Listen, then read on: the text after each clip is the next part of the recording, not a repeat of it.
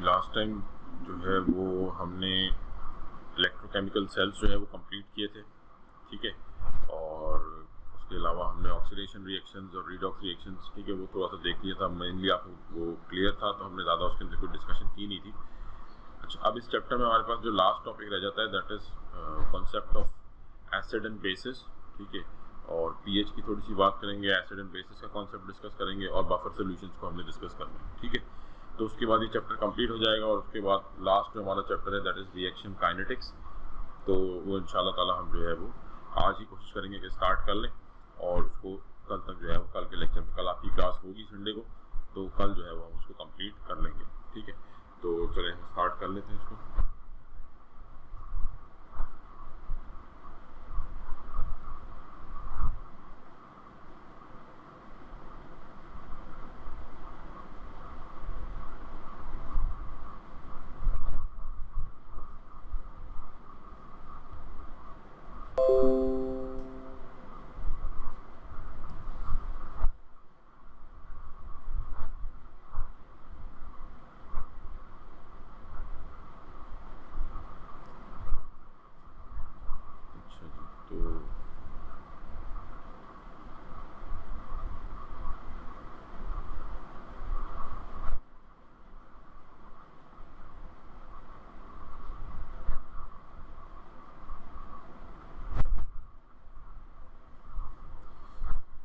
चलिए पहले तो हमने थोड़ा सा जो है वो बात कर लेनी theory of acid and basis.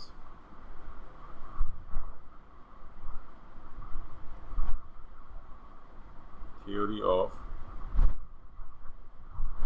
Acid and bases, ठीक है। अब एसिड बेसिस की थ्योरीज की बात करें तो देयर आर टोटल तीन थ्योरीज हैं, ठीक है, जैसे हम बेसिक आपने पढ़ी हुई होंगी। मैं जस्ट वन बाय वन जो है उनको थोड़ा सा डिस्क्राइब कर लेता हूँ, ठीक है। सबसे पहली जो आपके पास थ्योरी है that is Arrhenius theory.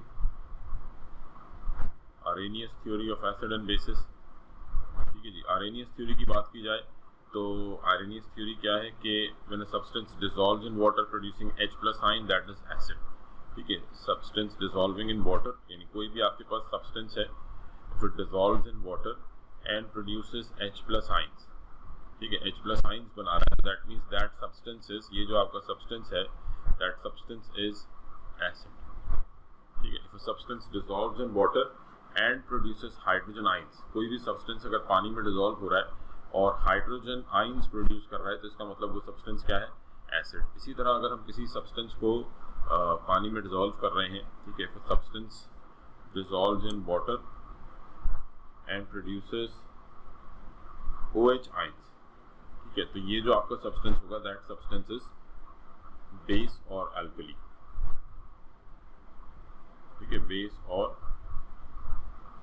Alkali. तो एल्कलीज क्या होती हैं, वाटर सॉल्युबल बेसिस होती हैं, ठीक है। तो आरेनियस थ्योरी जो है वो सिंपली एसिड या बेस को डिस्क्राइब करती है in terms of solubility in water, ठीक है। It describes acid and basis in terms of solubility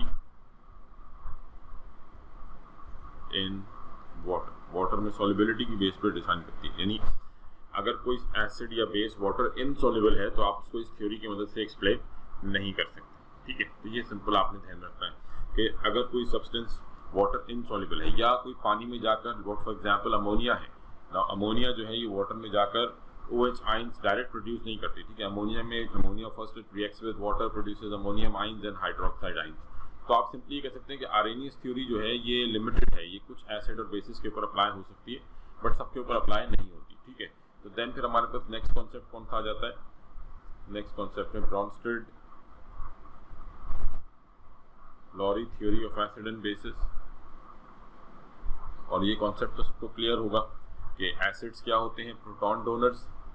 acids are proton donors.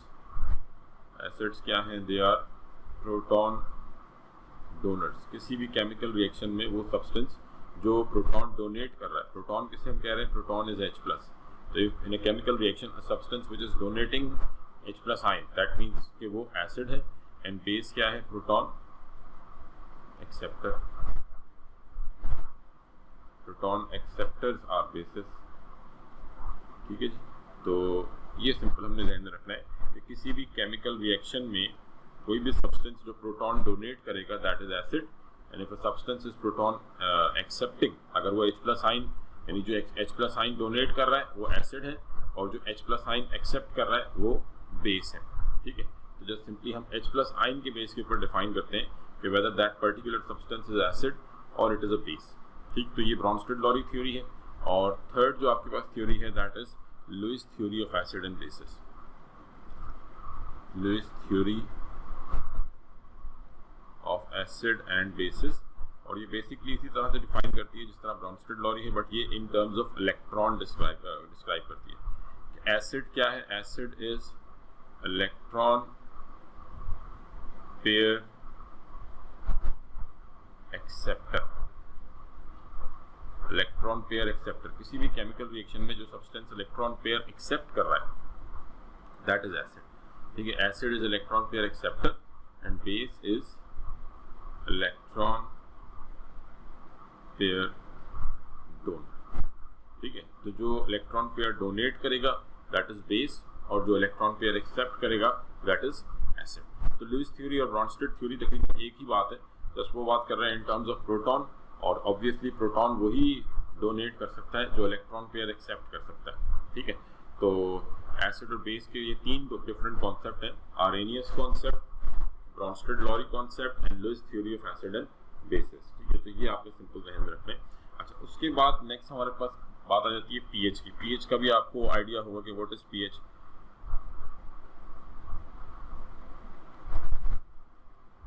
PH की अगर हम बात करें तो हमें ये मालूम है कि पीएच सिंपली क्या है, it is the strength of, या आप कह लें कि the concentration of hydrogen ions present in the solution. Concentration of hydrogen ions present in the solution. ठीक है जी, concentration of hydrogen ion present in the solution. अब यानी आप सिंपली ये देख रहे हैं कि सॉल्यूशन में हाइड्रोजन आयन की कंसंट्रेशन कितनी है। जिस सॉल्यूशन में H आयन की कंसंट्रेशन ज़्यादा होगी तो वो एसिड होगा, और जिस सॉल्यूशन में H आयन की कंसंट्रेशन कम होगी तो वो बेस होगा। ठीक है, और हम ये कह सकते हैं कि जिस पे H आयन की कंसंट्रेशन ज़्यादा कम हो, OH आयन की कंसंट्रेशन, जिस तरह से पीएच है इसी तरीके से POH भी है। नॉर्मली हम POH जो है वो नहीं कैलकुलेट कर रहे होते, हम pH से ही कैलकुलेशंस कर रहे होते हैं, बट जैसे जिस तरीके से आप pH कैलकुलेट कर रहे हैं सेम उसी तरीके से आप POH कैलकुलेट कर सकते हैं। That would B concentration of hydroxide ions present in the solution. के सॉल्यूशन में हाइड्रोक्साइड आयंस जो है वो कितने मौजूद हैं, दैट वुड बी POH। ठीक है, तो जितनी pH कम होगी POH उतनी ज़्यादा होगी, और जितनी pH ज़्यादा होगी POH उतनी कम होगी। ठीक, अब pH जो है वो आप किस तरह से कैलकुलेट करते हैं, हाउ वी कैलकुलेट pH, तो उसका फॉर्मूला भी आपको याद होगा कि pH is equals to negative log concentration of hydrogen ions. ठीक है, that is pH, and POH क्या होगा, POH is equals to negative log concentration of hydroxide ion. जो भी आपके पास H आयन की कंसंट्रेशन गिवन है आप डायरेक्ट यहाँ पुट करें और pH कैलकुलेट कर लें, या अगर आपको OH आयन की कंसंट्रेशन गिवन है तो वो पुट करें, लॉग फाइंड आउट करें और POH जो है वो आ जाएगी आपके पास। ठीक है, अब सपोज जैसे कि लेट से आपसे कह दिया जाए कि calculate the pH of a solution whose concentration of a solution of HCl whose concentration is 0.001 moles per dm3। ठीक है, तो pH कैलकुलेट करनी है किसकी, pH कैलकुलेट करनी है solution of HCl। Now HCl क्या है, it is a strong acid, HCl strong acid है, और अगर हम यहाँ पे इसकी यहाँ पे HCl की कंसंट्रेशन कितनी गिवन है, 0.001। ठीक है, now for strong acid we know this thing, यानी हमें यहाँ पे H आयन की कंसंट्रेशन नहीं गिवन, pH के लिए हमें क्या चाहिए, हाइड्रोजन आयन की कंसंट्रेशन, बट हमें ये मालूम है कि for strong acid the concentration of acid would be equal to concentration of hydrogen ion. जितनी एसिड की कंसंट्रेशन होगी उतनी तो अगर एसिड की कंसंट्रेशन है 0.001 मोल पर डीएम क्यूब, तो यही हाइड्रोजन आयन की कंसंट्रेशन होगी। तो मतलब therefore concentration of H plus ion, concentration of H plus ion would be 0.001 or 1 into 10 power minus 3 moles per dm, क्योंकि ये स्ट्रॉन्ग एसिड था तो जो एसिड की कंसंट्रेशन थी वही एच आइन थी। तो pH is equals to negative log 1 into 10 power minus 3। ठीक है, तो लॉग ऑफ 1 0 होता है, लॉग ऑफ 10 पावर 3, 10 की किसी भी पावर का लॉग लेंगे तो जो पावर है वही आंसर आ जाएगा। तो 1 लॉग ऑफ 1 0, ये लॉग की प्रॉपर्टी, ये log of 1 into log of 10 power minus 3 जो है ये किसके बराबर हो जाएगा, थोड़ा सा लॉग की प्रॉपर्टीज हमने स्टार्ट में बात भी करी थी, आपको याद होगा कि log of a into b, first chapter बात की थी, तो log of a into b किसके बराबर होता है, log of a plus log of b। ठीक है, तो चले हम इसको एक दफ़ा मैं इसको कर लेता हूँ ताकि आपके जहन में बात बैठ जाए। तो pH is equals to negative, this would be log of 1 plus log of 10 power minus 3, यानी यहाँ पे 1 क्या है, 1 जो है ये एक्ट कर रहा है एज एन 1 एक्ट कर रहा है as an A and 10 power minus 3 act कर रहा है एज B। तो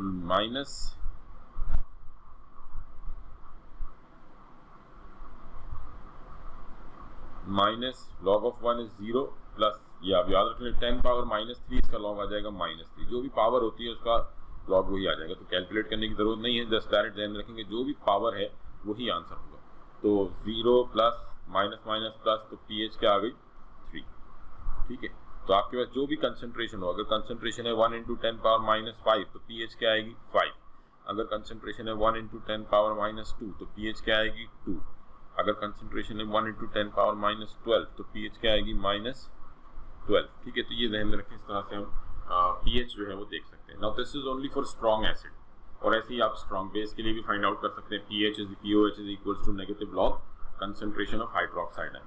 तो ये तो आप मतलब ये जो डायरेक्ट फॉर्मूला हमने यूज़ किया है, एसिड की कंसंट्रेशन गिवन थी और आपने डायरेक्ट फॉर्मूले से जो है वो एच आइन की कंसंट्रेशन निकाली और pH फाइंड आउट कर ली। तो this way is only for strong acids. ये ध्यान रहे कि ये जो तरीक़ेकार है ये सिर्फ किसके लिए है, for strong acid. This is only for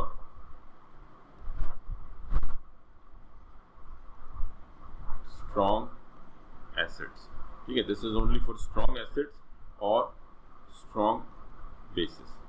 For weak acids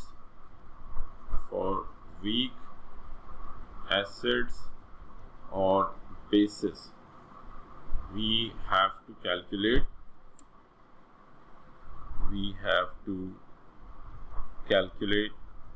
the Ka or Kb। ठीक है, अब के ए या के बी क्या है उससे पहले ये समझ लें कि वीक एसिड क्या होते हैं। वीक एसिड और वीक बेस आपको मालूम है कि विच पार्शियली आयोनाइजेस। तो फॉर वीक एसिड हम ये कह सकते हैं कि for weak acid the concentration of acid will not be equal to concentration of H plus ion. जो स्टेटमेंट हमने स्ट्रॉन्ग एसिड के लिए दी थी, वीक एसिड के लिए हम ये कह रहे हैं कि वीक एसिड में एसिड की कंसंट्रेशन और हाइड्रोजन आयन की कंसंट्रेशन बराबर नहीं होती, क्योंकि ये वीक एसिड है तो ये पार्शियली आयोनाइज होगा, एज इट पार्शियली आयोनाइजेस, क्योंकि ये as it partially ionises, completely ionise नहीं होता, पार्शियली आयोनाइज होता है, इसलिए दोनों की कंसंट्रेशन बराबर नहीं होगी। ठीक है, अच्छा अब यहाँ से हम कुछ टर्म्स जो है वो देख लेते हैं। पहले के ए या के बी की बात करने से पहले मैं डायरेक्ट जो है वो पहले हमारे पास कुछ कांस्टेंट्स हैं, यानी हमने इक्विलिब्रियम कांस्टेंट पढ़ा हुआ है। तो आप कह सकते हैं कि the applications of equilibrium constant in acid base chemistry,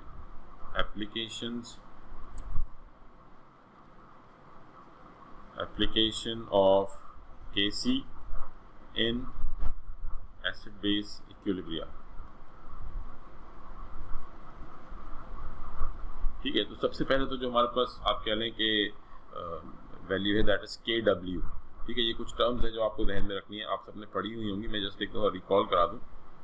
तो Kw क्या होता है, Kw is ionic product of water and Kw is equals to concentration of hydrogen ion into concentration of hydroxide ion। ठीक है, that is known as Kw। Ionic product of water क्या है कि जब आप वाटर को आयोनाइज करते हैं, ठीक है, वाटर को आयोनाइज करते हैं, ऑल्दो वाटर इटसेल्फ जो है वो नॉट मतलब वाटर इटसेल्फ जो है वो आयोनाइज नहीं होता, बट हम कह रहे हैं कि जी वाटर आयोनाइजेस तो इसमें बहुत स्मॉल क्वांटिटी मौजूद होगी H+ आयंस की और OH- की, ठीक है, बट दोनों की कंसंट्रेशन बराबर होगी। What ever the concentration of H ion would be concentration of OH ion in distilled water. अगर आपके पास न्यूट्रल है, सोल्यूशन न्यूट्रल है, तो H+ आयन और OH- की जो कंसंट्रेशन है बराबर होगी, अदरवाइज या तो H+ की ज़्यादा होगी और OH की कम हो जाएगी। तो Kw जो है इसकी वैल्यू टेम्परेचर डिपेंडेंट है, ठीक है ना। Kw, the value of Kw, the value of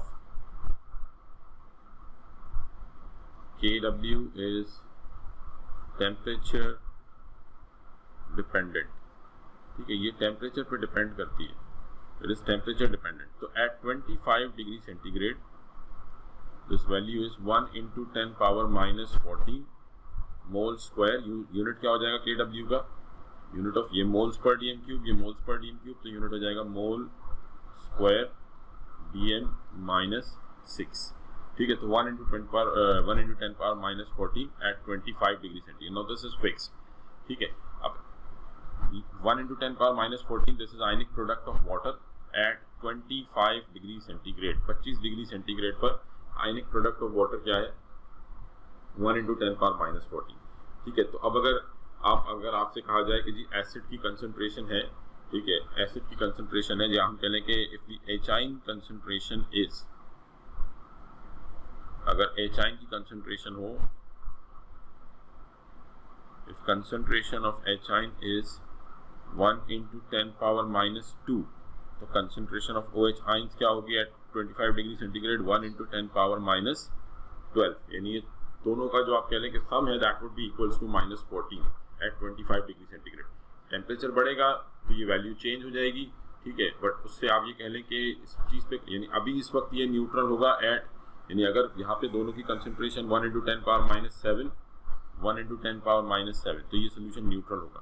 तो लाजमी नहीं है कि एट 30 डिग्री सेंटीग्रेड और 35 डिग्री सेंटीग्रेड ये -7 पे न्यूट्रल होगा, नहीं, वहाँ पे फिर ये चेंज हो जाएगी, बट ये कि जब दोनों बराबर होंगे तो सोल्यूशन न्यूट्रल कहलाएगा, ठीक है। तो ये Kw of water, ionic product of water जो है, ये आपने ध्यान में रखना। दूसरा जो हमारे पास कांस्टेंट है दैट इज Kc क्या, सॉरी Ka क्या है, acid dissociation constant. Ka is acid dissociation constant. This is for weak acids. Concentration of H+ ion, concentration of A negative, यानी जब आप किसी एसिड को, लेट से मैं कह रहा हूँ कि Ha जो है is a weak acid, Ha weak acid है, तो ये अभी आयोनाइज होगा, तो ये कैसे आयोनाइज होगा, H+ ion plus A negative ion. और because it is a weak acid, तो ये जो आपका एरो है ये रिवर्सिबल एरो होगा। For weak acids ionisation will never go to completion. For weak acids ionisation कभी भी कंप्लीशन तक नहीं जाएगी, ठीक है। तो हमेशा हमें रिवर्सिबल याद रखिएगा, वीक एसिड्स के आयनाइजेशन में डबल एरो आएगा, ठीक है। तो हम ये कह रहे हैं कि because it is a weak acid, तो the concentration of H ion and A negative would be very small, बहुत कम होगी, बट जो भी होगी दोनों की बराबर होगी, ठीक है। तो हमने कहा कि जी अगर हम इसकी Kc की वैल्यू निकालते हैं तो Kc इज इक्वल टू, ये प्रोडक्ट आ जाता अपॉन रिएक्टेंट की कंसंट्रेशन, ठीक है। तो उसी को हमने जो है वो इसमें कन्वर्ट किया है। हम कह रहे हैं कि Ka is equals to concentration of hydrogen ion upon concentration of hydrogen ion upon concentration of A negative upon concentration of HA, concentration of HA. This is known as acid dissociation constant, ठीक है। ये क्या कहलाएगा, ये कहलाएगा acid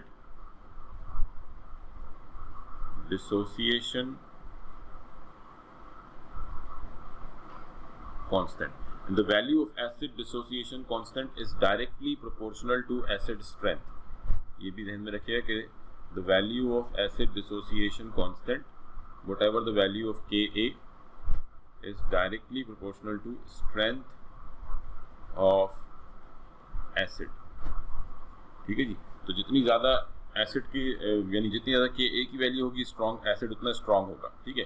तो जो भी आपके पास एट इक्विलिब्रियम H आयन और A नेगेटिव आयन की कंसंट्रेशन गिवन है वो आपने लिखनी है, अपॉन में जो भी इक्विलिब्रियम पे एसिड की कंसंट्रेशन है वो, यानी इस केस में ये दोनों बराबर नहीं है, इसलिए हमें ये दोनों इक्वेशन में लेने पड़ रहे हैं, ठीक है।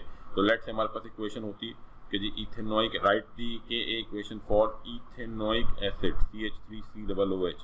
तो इक्वेशन क्या हो जाएगी, Ka is equal to concentration of H plus, चाहे तो आप यहाँ पे H3O प्लस भी लिख सकते हैं, H प्लस या H3O प्लस एक ही बात है, hydroxonium ion, CH3COO negative upon CH3COOH। This is the expression of Ka। जी बेटा, what would be the unit of Ka? Acid dissociation constant का यूनिट क्या होगा? यूनिट ऑफ Ka,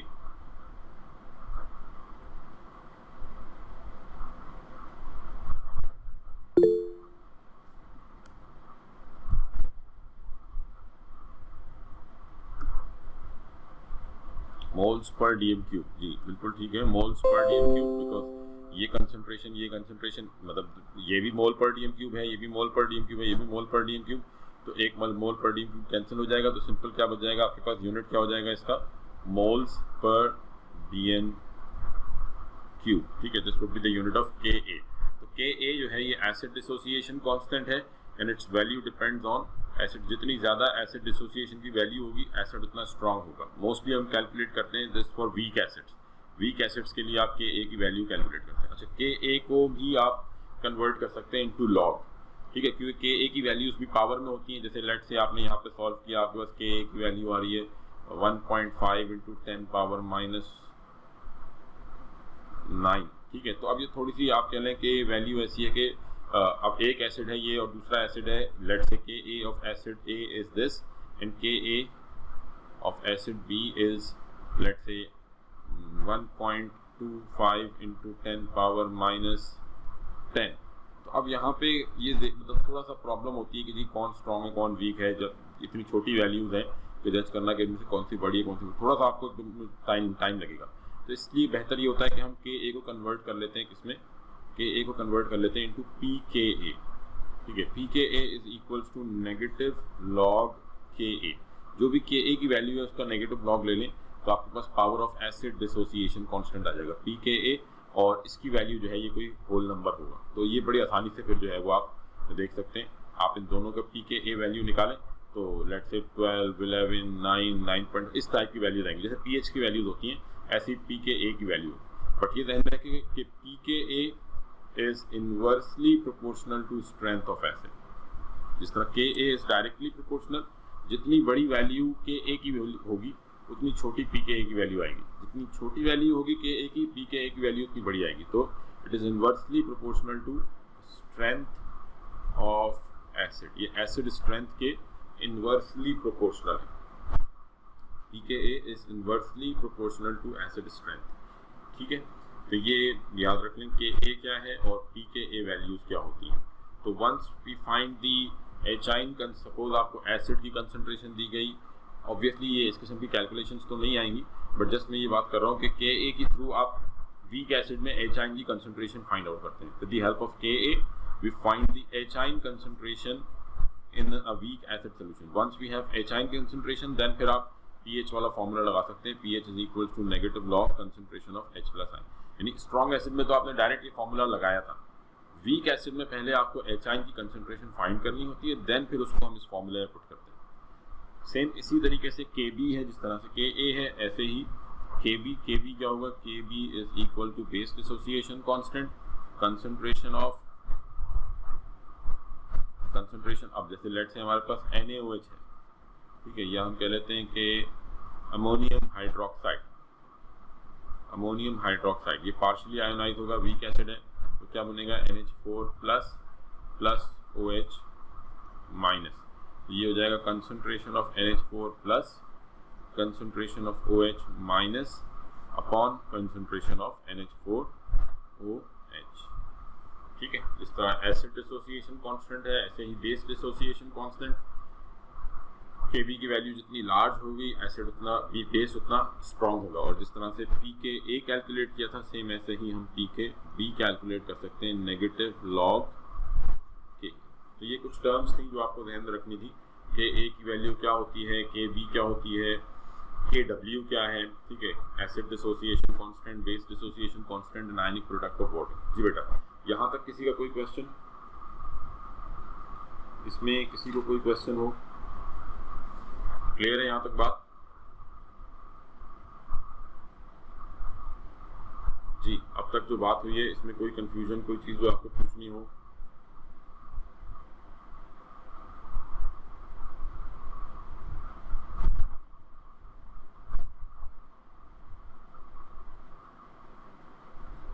ठीक है जी। तो अब ये तो हमने बात कर ली बेसिक, हमने एसिड बेस स्ट्रेंथ की और पीएच क्या है और इसके अलावा के बी के डब्ल्यू देख लिया। ठीक है। अच्छा, अब जब आप किसी भी एसिड और बेस को आपस में रिएक्ट करते हैं, when we react an acid with a base, ठीक, यानी थोड़ा सा हम बात कर लेते हैं एसिड बेस टाइट्रेशंस के ऊपर।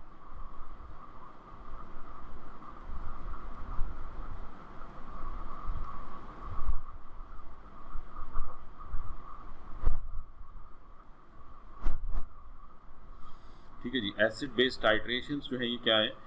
टाइट्रेशन बेसिकली क्या होती है? It is a way of finding the concentration of an unknown substance with the help of a concentration of a known substance. यानी आपने किसी एसिड को रिएक्ट किया किसके साथ? बेस के साथ, तो क्या बनेगा? सॉल्ट बनेगा एंड वाटर बनेगा। This is neutralisation reaction. ठीक है। तो अगर लेट से आपको एसिड की कंसंट्रेशन मालूम है, suppose if the concentration of acid is known, ठीक है, इसकी कंसंट्रेशन अगर मालूम है तो इसकी और इसकी कंसंट्रेशन आपको फाइंड आउट करनी है। लेट से इसकी कंसंट्रेशन नोन है, नोन कंसंट्रेशन, और इसकी अननोन कंसंट्रेशन है। ठीक है। तो to find out the concentration of an unknown substance with the help of the concentration of a known substance, इसकी कंसंट्रेशन की मदद से इसकी कंसंट्रेशन फाइंड आउट कर रहे हैं, तो this is known as titration. ठीक है, ये कहलाती है टाइट्रेशन। और टाइट्रेशन किस तरह से होती है वो आपको मालूम है कि आपने क्या नाम है, जो भी आपका सब्सटेंस जिसकी कंसंट्रेशन नोन है वो आपने ब्यूरेट में ले लिया, अननोन को आपने फ्लास्क में ले लिया, और फिर आपने उसमें इंडिकेटर ऐड किया। नाउ इंडिकेटर्स क्या होते हैं? What are indicators?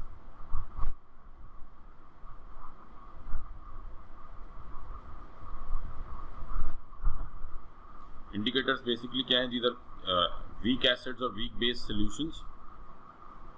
Indicators are weak acid और weak base solutions which shows the end point or equivalence point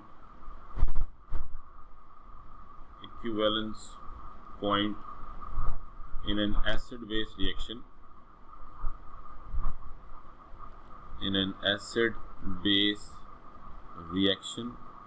by changing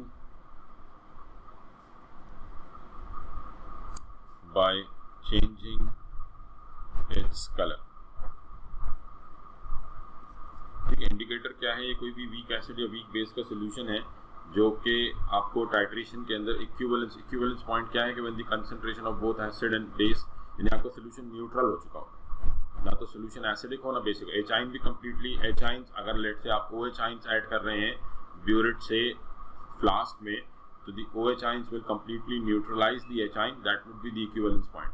और अगर आप एचाइन ऐड कर रहे हैं ब्यूरेट से फ्लास्क में, तो the neutralisation of OH ions by the H ion, that would be the equivalence point. तो उस पॉइंट पे आपको एक कलर चेंज शो होगा।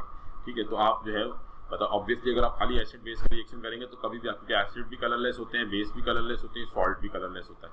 तो कैसे पता लगेगा कि सॉल्ट बन गया? By the adding of indicator. आप सिंपली कोई इंडिकेटर ऐड करेंगे which will indicate at the equivalence point कि जी यहाँ पे कलर चेंज शो हुआ है, तो इसका मतलब आप वहाँ पे जो है वो ऐड करना, ब्यूरेट से सब सोल्यूशन को ऐड करना जो है वो रोक देंगे। Now there are different indicators, आपकी बुक में मेंशन है। ठीक है। तो वो कम से कम के कलर्स जो है वो आपको याद होने चाहिए। लिटमस एसिड में क्या कलर देता है, बेस में क्या कलर देता है, मिथाइल ऑरेंज क्या कलर देता है, फिनॉल फिथोलीन क्या कलर देता है। नाउ दीज इंडिकेटर्स ये जो है ये यूज होते हैं फॉर डिफरेंट पर्पसेस। यानी लेट से अगर हमारे पास strong acid and weak base है, let say if we have a strong acid and weak base, strong acid and weak base, तो नॉर्मली हम इंडिकेटर यूज करते हैं मिथाइल ऑरेंज, क्योंकि देखिए ये जो इंडिकेटर्स हैं इनकी जो कलर चेंजेस हैं उनकी भी पीएच रेंजेस फिक्स्ड हैं। यानी मिथाइल ऑरेंज जो है, ये जो strong acid and weak base होगा, इसका इक्विवेलेंस पॉइंट एसिडिक रेंज में होगा, बेसिक रेंज में होगा या न्यूट्रल पे होगा। यानी कि एसिडिक रेंज क्या होती है आपकी, ये तो आपको मालूम होगा। Acidic range is from 0 to less than 7, this is acidic range. ठीक है, दिस इज एसिडिक रेंज। 7 क्या है, ये न्यूट्रल पॉइंट है pH में, and above 7 is basic range, above 7 is basic range. ठीक है, तो अगर मैं कह रहा हूं कि अगर मेरे पास स्ट्रॉन्ग एसिड है, if I am adding strong acid in a week base, तो जो न्यूट्रलाइजेशन पॉइंट होगा, या जिसे हम इक्विवेलेंस पॉइंट कह रहे हैं, in a strong acid and weak base, the equivalence point और neutralisation point lies below 7, at 7 और अबव 7। जी बेटा, strong acid and weak base titration में इक्विवेलेंस पॉइंट और neutralisation point will lie below 7, at 7 और above 7।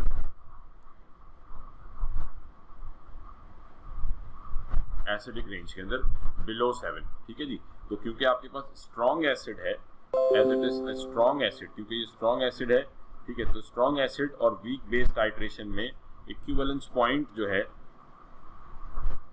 Equivalence point lies below 7, ये 7 से कहीं नीचे न्यूट्रलाइज होगा।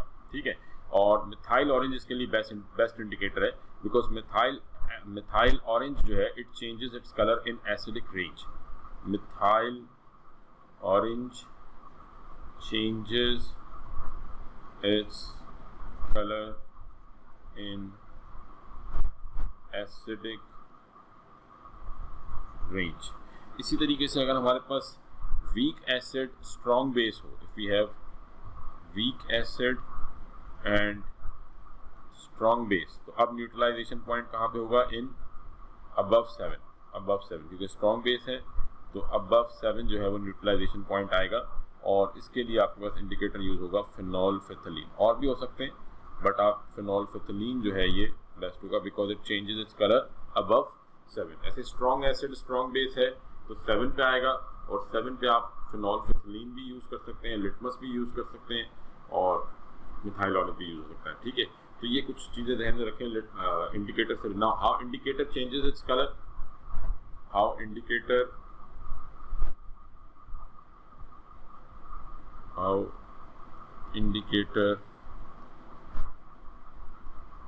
changes its color।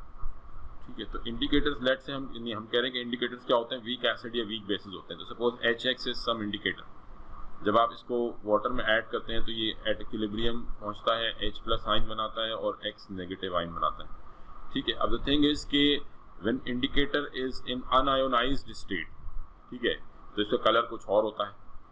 ठीक है, लेट से इन अनआयोनाइज्ड स्टेट इसका कलर होगा red, and in ionised state ये कलर चेंज कर जाता है, लेट से इट बिकम्स ऑरेंज।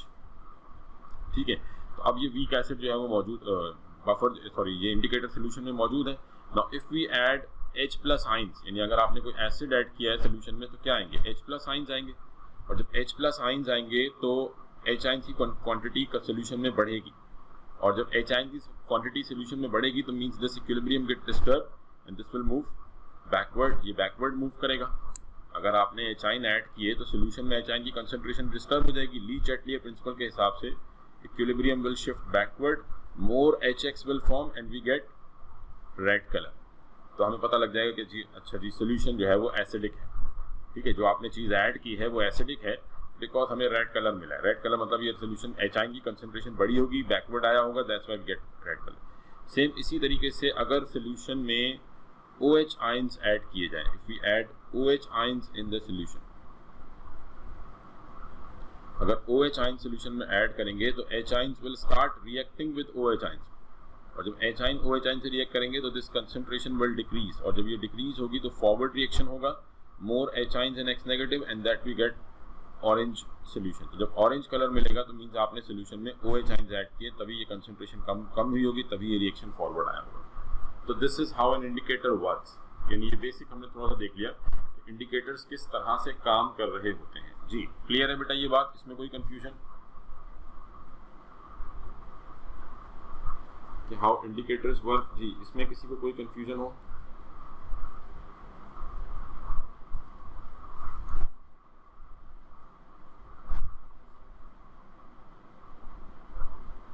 सबको क्लियर है?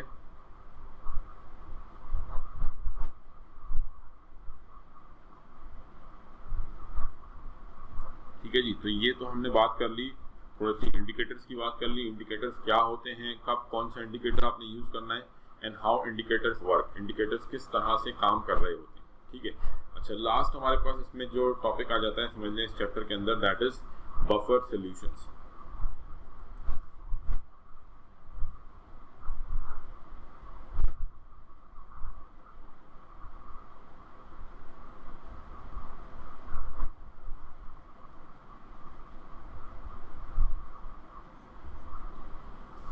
जी, बफर सॉल्यूशंस क्या होते हैं?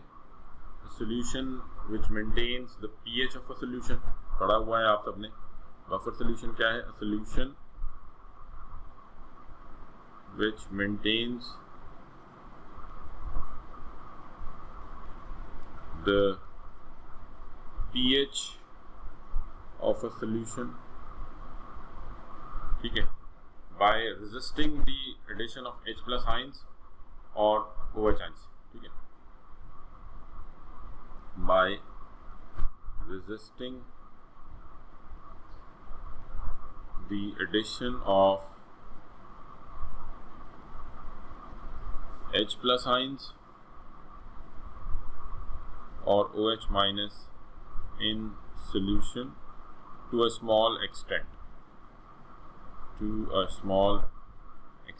यानी एक हद तक ये मेंटेन करने की कोशिश करेगा, उससे आप ऊपर जाएंगे तो फिर ये मेंटेन नहीं कर पाएगा। ठीक है, तो बफर सॉल्यूशंस क्या होते हैं? They are basically mixture. Buffer solution mixture होते हैं। किस चीज़ के मिक्सचर होते हैं बफर सॉल्यूशन? जी बेटा, बफर सॉल्यूशंस किस चीज़ के मिक्सचर होते हैं? याद है किसी को? बफर सॉल्यूशंस किस चीज़ के मिक्सचर होते हैं?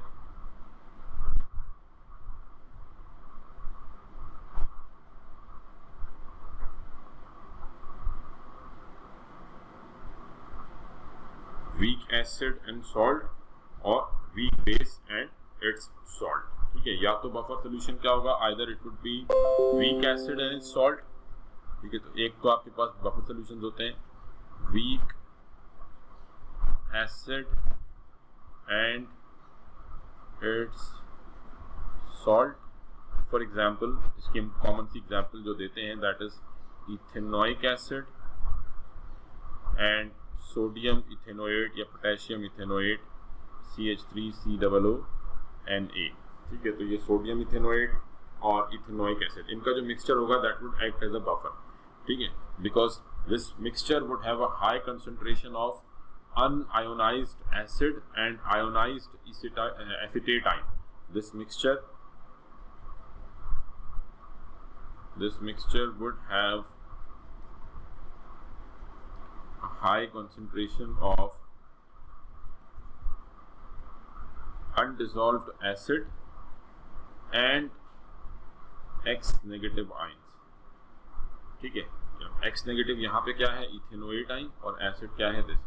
यानी हम ये कहते हैं कि जब ये मिक्सचर मौजूद होगा तो यहाँ पे दो रिएक्शंस होंगे। ठीक है, एक तो हमारे पास जो एसिड आयोनाइज हो रहा है, क्योंकि ये वीक एसिड है तो CH3COOH ionises to give CH3COO negative plus H plus आइन।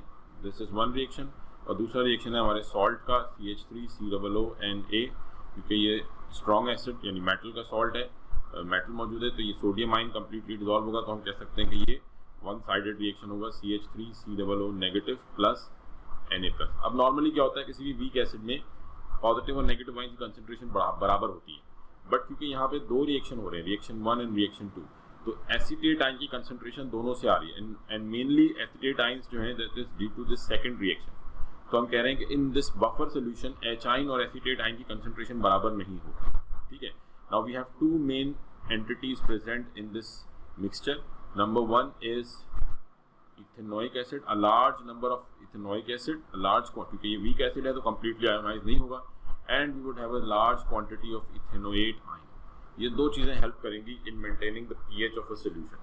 सोल्यूशन की पीएच को मेंटेन करने में ये दो चीज़ें जो हैं वो अपना रोल प्ले करेंगी, concentration of ethanoic acid, large number of ethanoic acid and large number of ethanoate ions. ठीक है, तो अगर सपोज हम H+ आइंस ऐड करते हैं, if H+ ions are added in the solution, अगर H+ आइंस ऐड किए जाते हैं तो क्या होगा, the concentration of H ions would increase, या आप कह लेंगे जब H आइंस आएंगे, H आइंस जब आना शुरू होंगे तो इथेनोइक एसिड, या हम सिंपली कहते हैं कि H आयन की कंसंट्रेशन बढ़ेगी, और जब H आयन की कंसंट्रेशन बढ़ेगी तो this equilibrium will shift backward, equilibrium backward shift करेगा।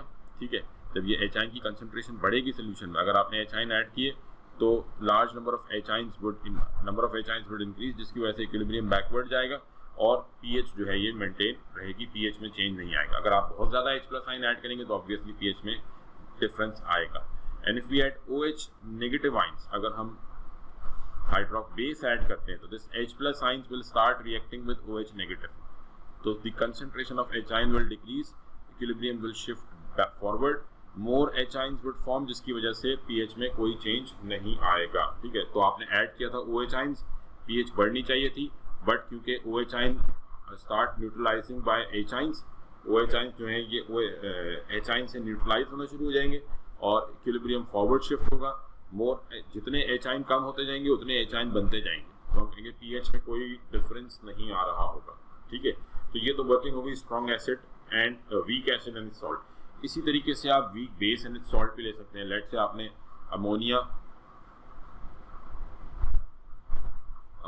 NH3 वीक बेस है, aqueous ammonia produces ammonium ions and hydroxide ions, and क्योंकि ये वीक बेस है तो ये इरिवर्सिबल, और आपने इसी बेस का सॉल्ट ले लिया, लेट से अमोनियम क्लोराइड, तो this produces NH4 plus Cl minus. तो ये आपके पास दो किस्म के इंडिकेटर्स हैं, strong weak acid and its indicator and weak base and its weak base and its salt, strong acid, weak acid and its salt।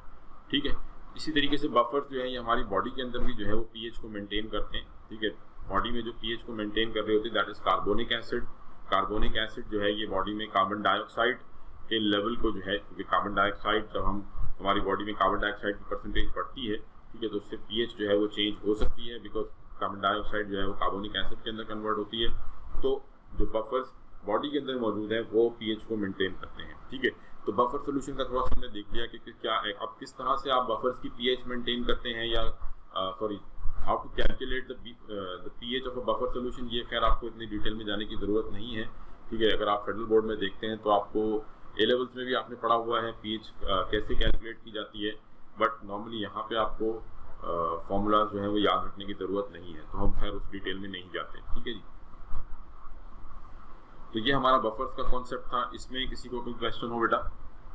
Ji, buffer से related एक और चीज़ ध्यान में रखें, buffer capacity. Buffer capacity,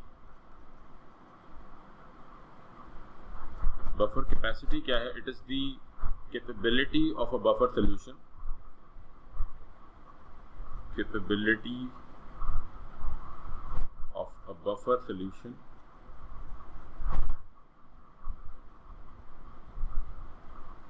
to resist the change in pH।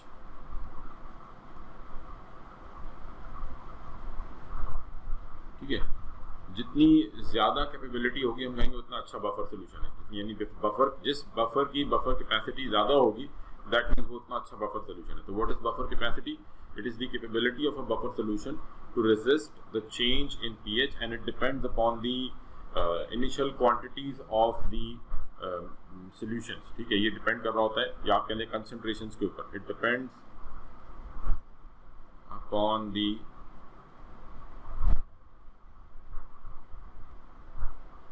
concentration or quantity of the substance, यानी weak acid और उसका जो salt है उनकी क्वांटिटी के ऊपर डिपेंड करता है। तो it is the capability of a buffer to resist the change in pH। ठीक है, किसी भी बफर की ये कैपेबिलिटी कि वो कितना pH को चेंज होने से रोकेगा, that is known as buffer capacity, ठीक है। इसके अलावा आपको इस चैप्टर में डिफरेंट सब्सटेंसेस की पीएच मिलेगी, ब्लड की पीएच क्या है, इसी तरीके से लेमन की पीएच क्या है, तो वो चार्ट जो है वो आप उनकी पीएच जो है वो खास तौर पे नोट कर लें, ठीक है, वो इंपॉर्टेंट है, वो याद रखनी पड़ेंगी, तो वो वैल्यूज जो है वो लाजमी तौर पे याद रखिएगा, ठीक है जी। हाँ जी, बफर सोल्यूशन क्लियर है बेटा, इसमें किसी को कोई कंफ्यूजन?